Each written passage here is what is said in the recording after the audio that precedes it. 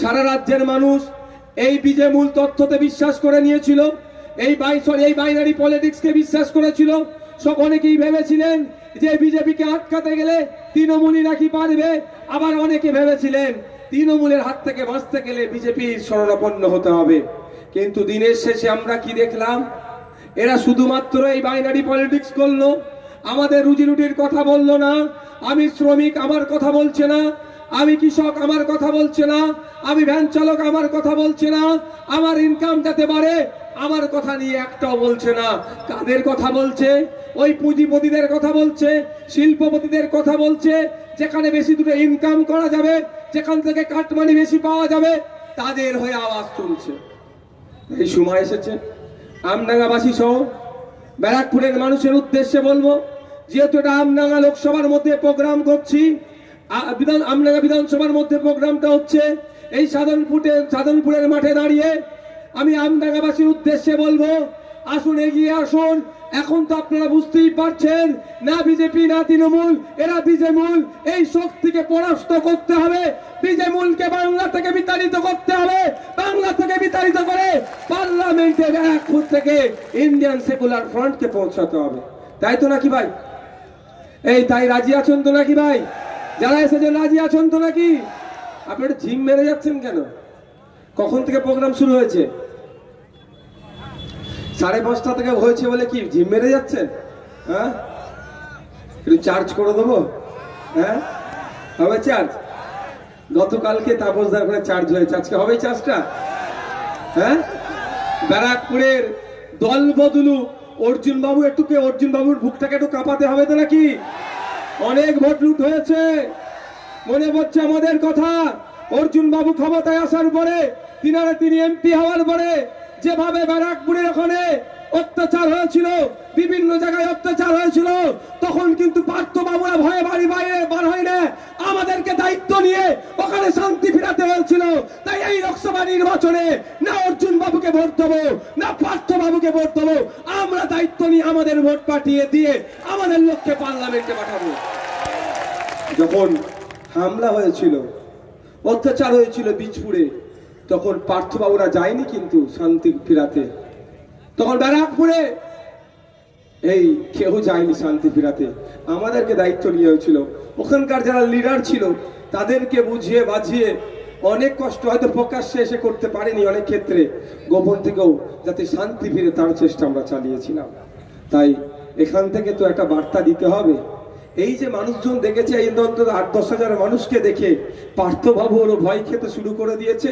পার্থবাবুর লোক এতক্ষণ ভিডিও করে নিয়ে চলে গিয়েছে যে দাদা কি লোক এসে পৌঁছেছে, যে আমডাঙ্গায় আপনারা 21-এর নির্বাচনের পরে এত সন্ত্রাস করলেন, এই বিধায়কটা দিয়ে এত হামলা চালিয়েছেন, পঞ্চায়েত ভোটে এত ভোট লুট করেছেন, তারপরেও যেভাবে আজকে সাধনপুরে হাজার হাজার মানুষ এসে ইন্ডিয়ান সেকুলার ফ্রন্টের ছায়াতলে তথা জামির সাহেবকে ভোট দিয়ে পার্লামেন্টে পাঠাবার জন্য উপস্থিত হয়েছে, এটা অভূতপূর্ব। এই মানুষ দেখে বোঝা যাচ্ছে আগামী দিনে পার্লামেন্টে এই আমডাঙ্গা শুধু নয়, এই নৈহাটি থেকে শুরু করে, ব্যারাকপুর থেকে শুরু করে, জগদ্দল থেকে, কাকিনাড়া থেকে শুরু করে, শ্যামনগর থেকে শুরু করে সমস্ত ধর্মের বর্ণের জাতের মানুষেরা খামচিহ্নকে খুঁজছে, খামচিহ্নকে ভোট দিয়ে পার্লামেন্টে পাঠাবে, তাদের কণ্ঠ হয়। ভিডিও করে নিয়ে চলে গেছে, তখন চিন্তা নেই আপনাদের। আর একটা ভিডিও আমাদের এখান থেকে ভিডিও কোথায় দিতে হবে, আর একবার পাঠাতে হবে, তাই তো?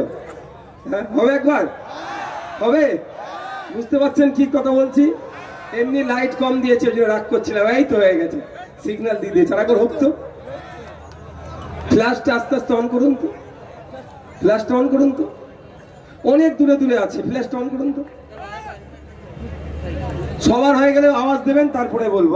এই চাকরি চোরের সরকার, এই ফাঁসিবাদী সরকার, এই বিভাজনের সরকার, এই বিভাজনের সরকার আগামী মে মাসের 20 তারিখ আসছে দিন, মে মাসের 20 তারিখ আসছে দিন, মে মাসের 20 তারিখ আসছে দিন। এই স্কুল থেকে একটা না কটা গিয়েছে? একটা গিয়েছে। কলেজ থেকেও দেখবেন আগামী দিনে কত হবে। নেতার ছেলে, নেতার জামাই, নেতার বৌমা, নেতার ভাই সব কিন্তু ধরা হবে, ছাড়া হবে না। আর একটা কথা আপনাদের বলে রাখি, যদি আপনারা আমাদের প্রার্থীকে জিতে পার্লামেন্টে পাঠান, তাহলে ভোট যেমন আপনাদের দাঁড়ে দাঁড়িয়ে এসে আমরা চাইছি, 5 বছর ধরে এই এমপি প্রকল্প, দুয়ারে এমপি প্রকল্প আমরা চালাবো। যেভাবে 5 বছর ভোটটা চাইছি আপনাদের দাঁড়ে দাঁড়িয়ে এসে, এমপি পরিষেবা আপনাদের দাঁড়ে দাঁড়িয়ে যাবে, এগিয়ে দিয়ে আসবে। এমপি সার্টিফিকেটের জন্য, এমএলএ সার্টিফিকেটের জন্য এখন এমএলএ দরবার হতে হয়। 500,000 টাকা না দিলে কোনো সার্টিফিকেট পাওয়া যায় না। এই ধরনের অনেক অভিযোগ আছে। আপনাদের বলে রাখি, আপনারা আমাদেরকে সুযোগ দিলে, আমাদের পক্ষ থেকে এমপি নির্বাচিত হলে, এমপি সার্টিফিকেট নেওয়ার জন্য আপনাকে এমপির সাথে শুধু যোগাযোগ করবেন, সরাসরি যোগাযোগ করবেন। এমপি আপনার বাড়িতে আপনার দ্বারে সার্টিফিকেট পৌঁছে দেবে। দুয়ারে এমপি প্রকল্প আমরা চালাবো। সকলে শুনে রাখুন। তবে একটা কথা বলছি, ভয় পাওয়ার কোনো জায়গা নয়। শুধুমাত্র বিজেপি এসে যাবে এই ভয় দেখিয়ে আমাদের ভোট লুট করছে, ওই ভয় পাওয়ার কোনো জায়গা নাই। আর আজকের পর থেকে যদি আপনাদেরকে আমি কেউ ভয় দেখাই, চমকাই, শুধু এইটুকু বলে রাখবেন, এই সন্দেশখালীর শাহজাহান শেখের অবস্থা দেখো। সন্দেশখালীর শাহজাহান শেখ কি মুকুটবিহীন সম্রাট ছিল। এই আমার মায়ের উপর একটা অত্যাচার করেছে, এ বলছিল ছাড়া হবে না, ছাড়বো না একটা পেনের খোঁচাতে। ভাঙড়ের মুকুটবিহীন সম্রাট এককালের ছিল আরাবুল ইসলাম, এখন বলছে গোষ্ঠীদ্বন্দ্ব, এখন অনেক কিছু বলছে বলুক, সর্বকিছু প্রথমে কিন্তু পেনের খোঁচাটা নওশাদ সিদ্দিকীদের ছিল, আইএসএফ এর ছিল। প্রথম জেলের ভাতটা কিন্তু আইএসএফ তাকে এইবারের মতো খাইয়েছে। তো আপনাদের এলাকার যে সমস্ত পঞ্চায়েতের প্রধান, কয়েকদিন আগে তো একটা পঞ্চায়েতের প্রধানকে এর দলের লোকেরাই খুন করলো। সত্যি কষ্ট লেগেছিল, বিশ্বাস করুন। কারো তো পিতা, কারো তো সন্তান, কারো তো স্বামী, খুব কষ্ট লেগেছিল। তো ওই হিংসা আমরা আর হতে দেব না। সাথে সাথে এটাও বলছি, যেমন আমরা হিংসা হতে দেব না, কিন্তু আমাদের কাছে সব নোট ডাউন হচ্ছে। পঞ্চায়েতের উন্নয়নের জন্য 1 বছরে কম করে 5 কোটি আসে, 5 বছরে 5 কোটি আসে, কোন পঞ্চায়েতে 10 কোটি পর্যন্ত আসে। এই টাকাগুলো যারা লুট করছে, লুট করে হাইওয়ের ধারে জমি কিনছে, লরি কিনছে, বারাসাতে ফ্ল্যাট কিনছে, সব কিন্তু আমাদের নোট হচ্ছে। আমরা ক্ষমতায় আসলে কমিশন বসাবো, সমস্ত পঞ্চায়েতের কাগজপত্র বার করব, সমস্ত হিসাব করব।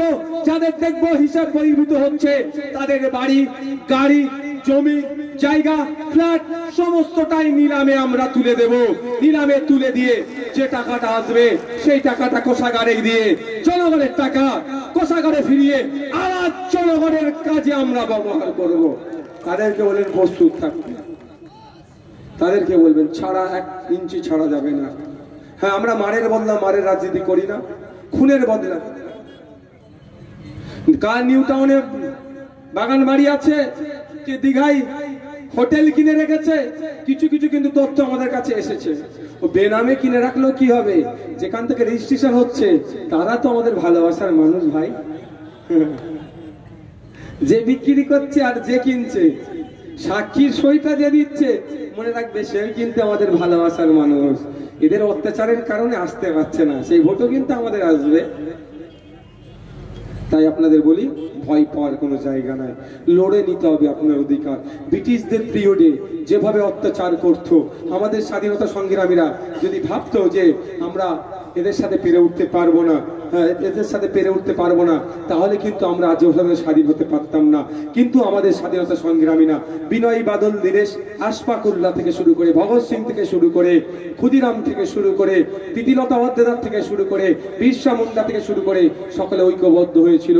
তাদের লক্ষ্য একটাই ছিল, ব্রিটিশ মুক্ত ভারত করব, তাদের জীবন দিতে হয় দেব।